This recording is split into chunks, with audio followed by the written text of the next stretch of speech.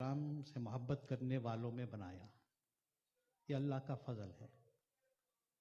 اور آقا کریم نور مجسم سرور قلب و سینہ تاجدار مدینہ فخر موجودات حضرت احمد مجتبیٰ محمد علی مصطفیٰ صلی اللہ علیہ وسلم کی قدم ناز تک پہنچنے کے لیے ہر شخص کو صحابہ اکرام کی ضرورت ہے. اگر کوئی شخص یہ سمجھے کہ رسول پاک کی صحابہ کے بغیر وہ رسول پاک صلی اللہ علیہ وسلم کی دربار عالی میں مقبول ہوگا، یہ ہرگز ممکن نہیں. اگر کوئی شخص چاہتا ہے کہ آقا دو عالم صلی اللہ علیہ وسلم کے محبوب بن جائے تو سب سے پہلے اس کو صحابہ اکرام کے محبوب بننا ہوگا. حضرت ابوبکر صدیق، حضرت عمر فاروق، حضرت عثمان ذو النورین، حضرت علی مرتضیٰ رضی اللہ عنہ کی قدموں میں جا کے گرنا پڑے گا. ساتھ ہی ساتھ حضرت سیدنا امیر معاویہ کو بھولنا نہیں ہوگا. یعنی اگر کوئی شخص یہ کہے کہ میں صحابہ اکرام کو مانتا ہوں مگر امیر معاویہ کو نہیں مانتا، تو در حقیقت میں وہ صحابہ کو مانا ہی نہیں. کیونکہ جتنے صحابہ اکرام ہیں، جتنے رسول پاک کے صحابہ ہیں، وہ سب حضور کے پیارے ہیں. ہر ایک صحابی حضور سے کے محبوب ہے. Every companion of the beloved Rasul صلی اللہ علیہ وسلم، from حضرت ابو بکر، سیدنا عمر، سیدنا عثمان، سیدنا علی، اور بیٹ حضرت سیدنا امیر معاویہ، یہ سب ستارے ہیں آقا کریم صلی اللہ علیہ وسلم کے دربار کے. These are all stars of the court of the beloved Rasul صلی اللہ علیہ وسلم. اور آقا دو عالم صلی اللہ علیہ وسلم these companions and these Sahaba of the beloved Rasul صلی اللہ علیہ وسلم, Allah Almighty has given them such a balandi and such a maqam. اللہ نے ان کو وہ فضیلت عطا فرمائی کہ ہم اور آپ اور دنیا کے تمام لوگ زندگی بھر محنت کرے، اعمال صالحہ کرے، مگر کسی صحابی کے برابر ہو نہیں سکتا، برابر کیا قریب بھی نہیں ہو سکتا. بے شک. اس کی وجہ کیا ہے کہ صحابہ اکرام وہ محبوب بندے ہیں، وہ اللہ کے وہ محبوب بندے ہیں. they are those chosen servants of Allah. کتنے خوش نصیب شخصیتیں ہیں یہ، کتنے خوش نصیب ہے کہ دنیا کے بلینز اینڈ کروڑوں مسلمانوں میں سے، from the billions of people throughout the دنیا، اللہ تعالیٰ نے انہیں چنا کہ آپ میرے نبی کی صحابہ میں شامل ہو جائے. یہ کتنا بڑا فضل ہے کہ جن لوگوں نے، ہم ابھی کتابیں پڑھے، کوئی بخاری پڑھا، کوئی مسلم پڑھا، کوئی ترمذی پڑھا، کوئی ابن ماجہ پڑھا، کوئی ابو داؤد پڑھتا ہے، کوئی نسائی پڑھتا.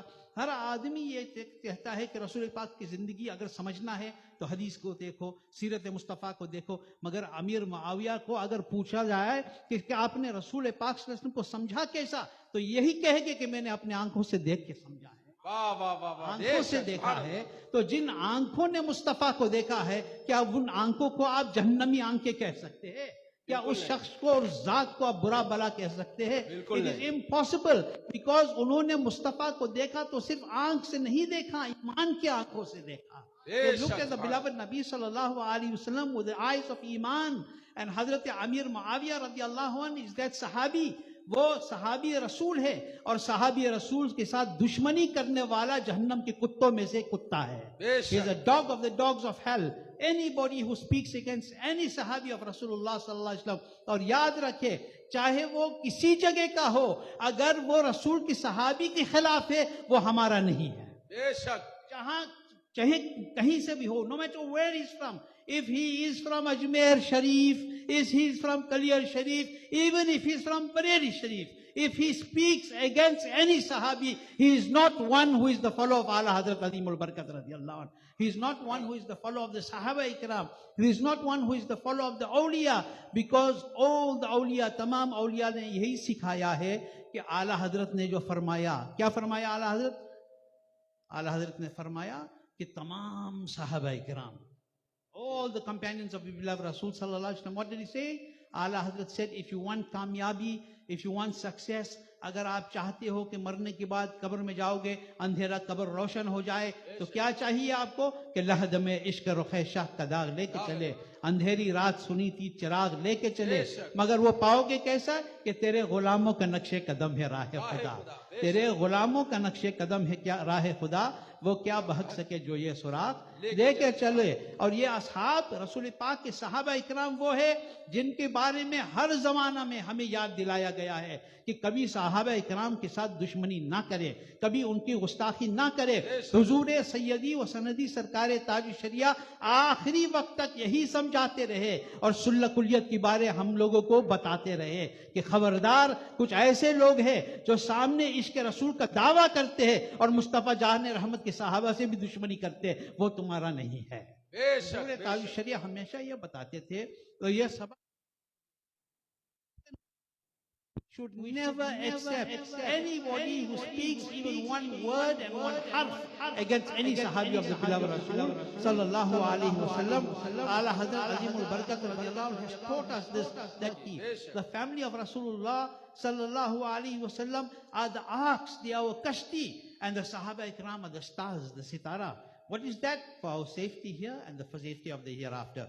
اب میں نے یہ چند باتیں بس حضرت مولانا شمس کی کہنے پہ کہہ دیا, نہ میں مقرر ہوں نہ تقریر کرنے کا اس وقت موڈ بنا ہوا ہے, مگر حضور مرشد کریم کی بارگاہ میں حاضر ہے اور حضرت کے کرم سے یہ چند باتیں میں نے کہہ دیا.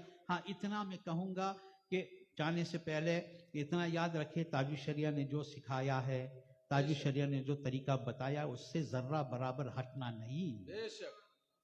تاج الشریعہ نے جو راستہ دکھایا اس سے ذرا برابر ہٹنا نہیں, جو ہٹے گا گمراہ ہو جائے گا. بے شک تاج الشریعہ کے راستے سے جو ہٹے گا وہ گمراہ ہو جائے گا. اور اگر تاج الشریعہ کے راستے پہ رہو گے تو یہاں بھی ضمانت ہے اور وہاں بھی ضمانت ہے. حضور تاج الشریعہ رضی اللہ عنہ کے طریقے کے ہرگز نہ چھوڑے, کیونکہ ہم لوگوں کو اصل معنوں میں اعلیٰ حضرت سے سرکار تاج الشریعہ نے جوڑا ہے, صحابہ اکرام سے تاج الشریعہ نے جوڑا ہے, اہل بیت سے تاج الشریعہ نے جوڑا ہے, اور مدینہ میں روضہ پاک میں تاج الشریعہ نے ہمیں جوڑا ہے. تو کبھی ان کو نہ چھوڑنا. جو مرشد کو چھوڑے گا وہ کہیں پہنچے گا نہیں, بہکتا ہوا رہے گا. اور اسی در پہ رہو گے تو یہاں بھی کامیابی بھی ہوگی اور وہاں بھی کامیابی ہوگی. وما علینا البلاغ. السلام علیکم ورحمۃ اللہ وبرکاتہ.